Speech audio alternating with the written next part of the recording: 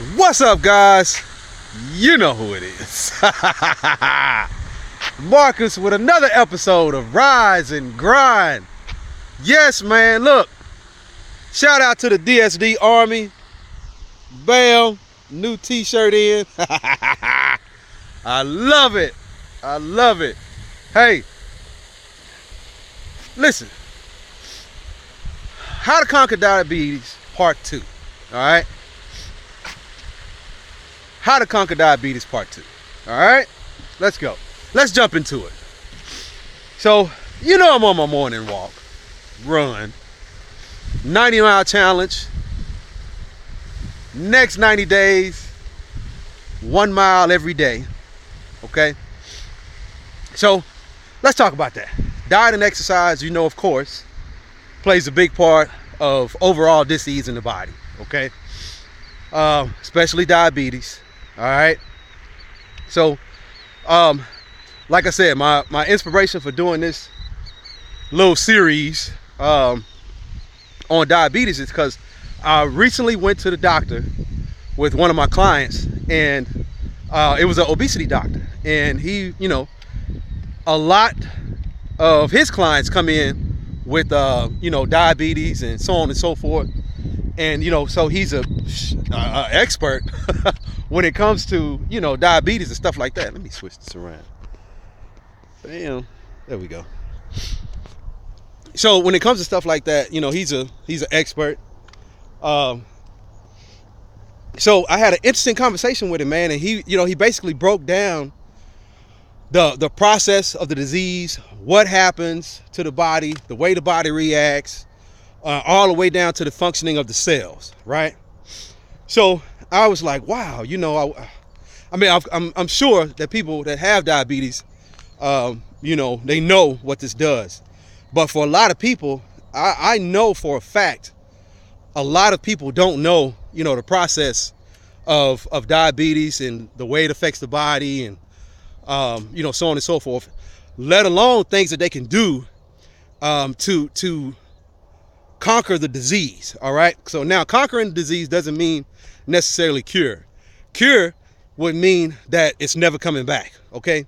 So if you continue to eat the way that you do, you continue to drink the way that you do, and you don't do anything different, it's not going to change. So whenever you get rid of the diabetes, it's going to come right back. So that's why they say it's not a cure for diabetes. So it's not something that you can necessarily cure. It's something that just goes away when you do something different. Okay. So it all depends on how you think about it, man, and what you know. So, so I, you know, of course I did some studying on it, and I went into it a little more on, you know, as far as researching things on like what to eat. Because, you know, in the past, even with my clients, I will fluctuate carbs and proteins and so on and so forth, still getting results, but not thinking about the effects, long-term effects that it may have when the person is unable to continue the diet. Okay. So doing something different is essential. All right. To you losing weight, to you dealing with any disease. You know, you got to do something different.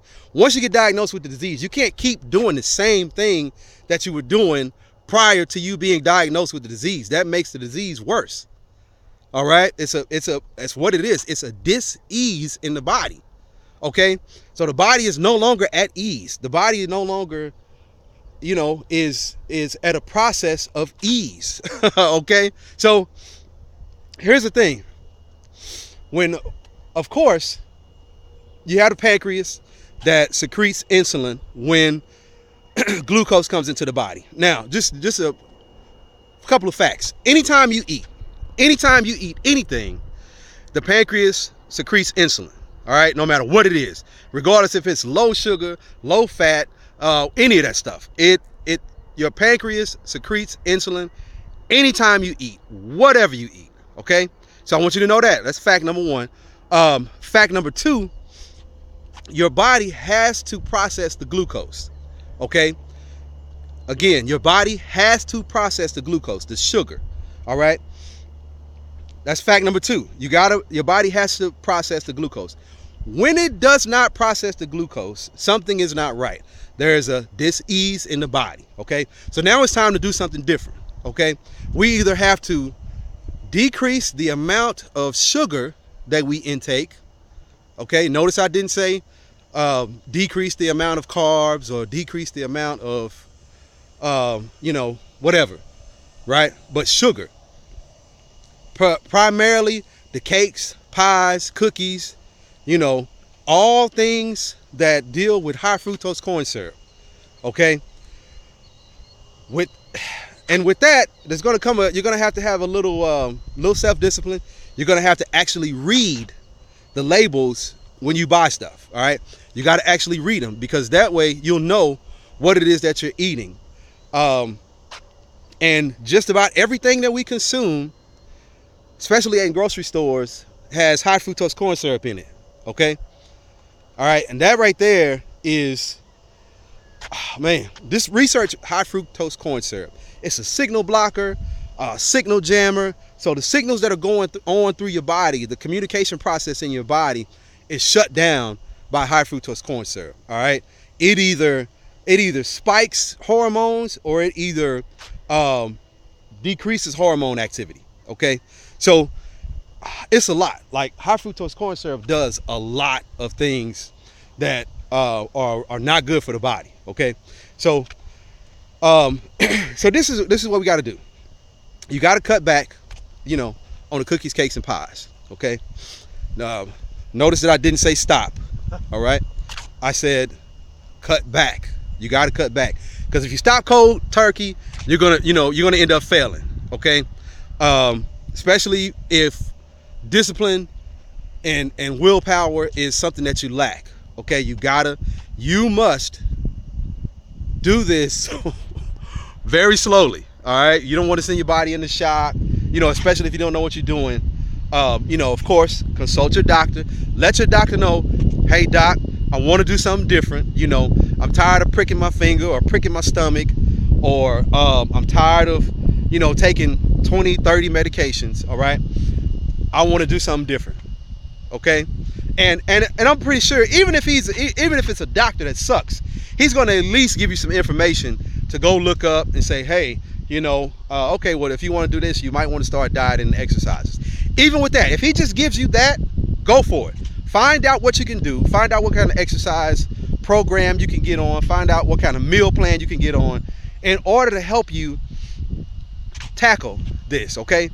So now another couple of things that we can do is when it's time to turn up, man. When it's time to turn up and it's drinking time, you can't down 2 and 3 bottles of Ciroc and Effin and all that. You can't down 2 and 3 bottles of them, man. Okay. You gotta cut it back to maybe 1, 2 drinks and let it go, because alcohol automatically breaks down into sugar. It has no other breakdown process. Okay. Your body processes alcohol just like sugar. So when we turning up, you know what I'm saying? I respect the turn up. Okay. I understand the turn up. I've done some turning up my damn self. Okay. I have, but you cannot go overboard with it. It definitely decreases your athletic performance. So if you're trying to work out, you may not see an instant decrease in it, right? But your body will. Your body's gonna be like, golly, dude, you are tearing me up.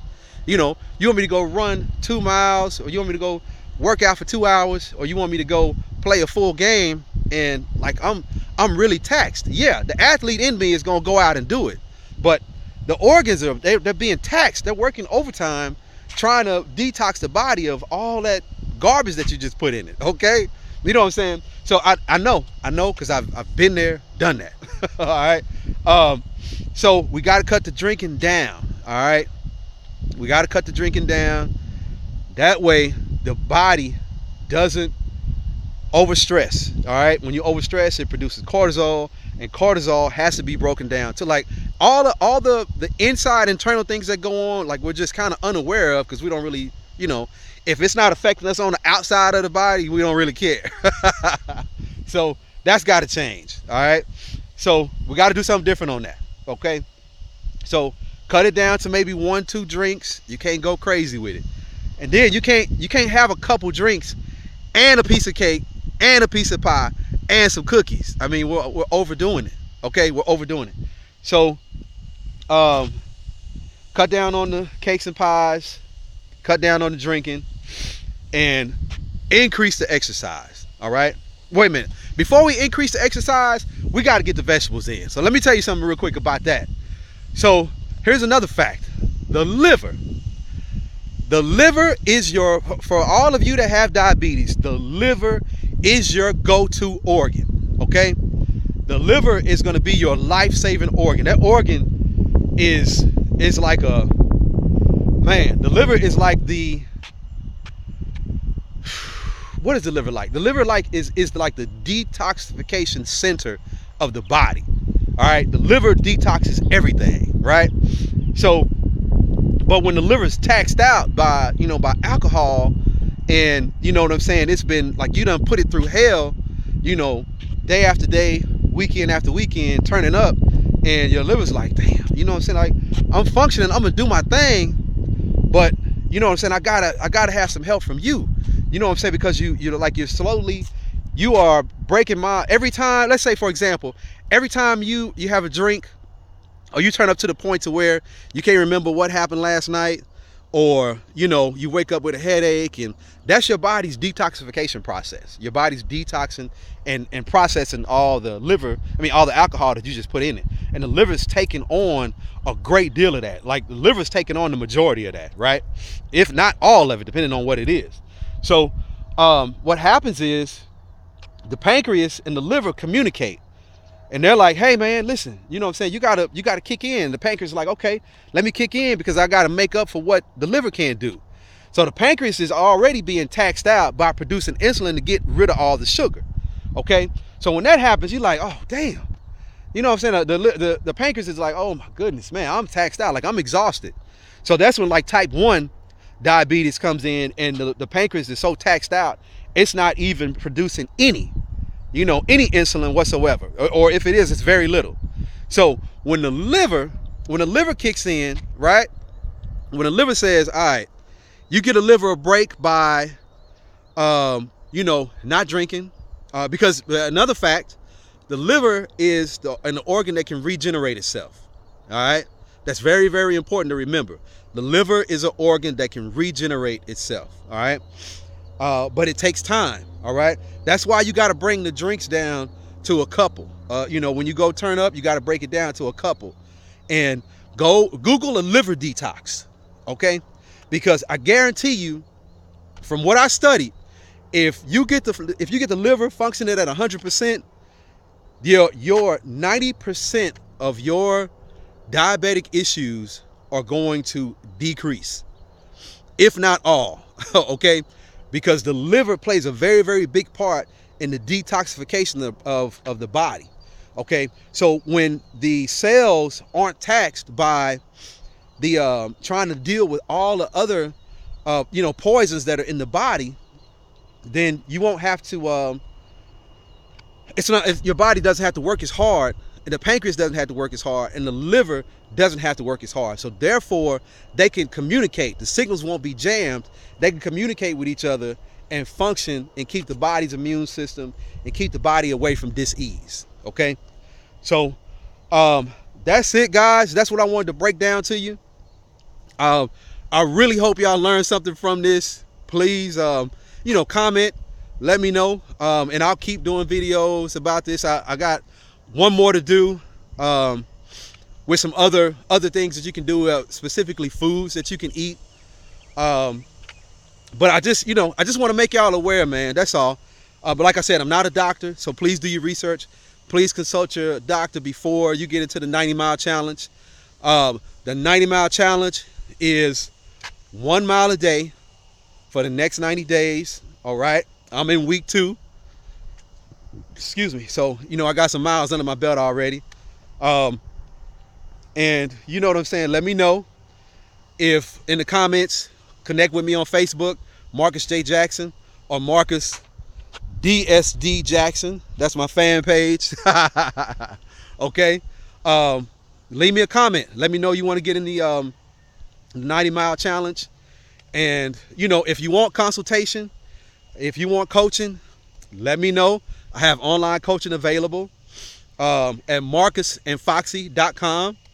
Okay, you can connect with me on marcusandfoxy.com also. You'll see a list of services that we provide as well. So that's it. Listen, I can't promise you a lot, guys. I can't. I can't. But I can guarantee you, if you don't do something different, nothing will ever change. Y'all take it easy and try not to do too much. Peace.